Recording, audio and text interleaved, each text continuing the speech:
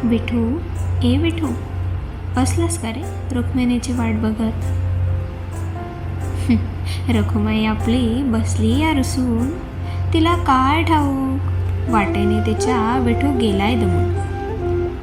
28 युगे विटेवरी उभा एकटाच आहे अजून, भक्तांच्या गजराने पंढरी गेली दमदम. विठू म्हणतो, रखुमाई एकदा तरी बघ ना ग मागे वळून, तुझ्या विना एकल्याने कसा करू मी हा संसार. ये ग रखुमाई हो माझ्या जीवाचा आधार. सुकून गेली तुळशीची हिरवी पानझडी सारी, तुझ्या पावलांची चावल घेण्यासाठी आसुसली विठ्ठलाची दारी.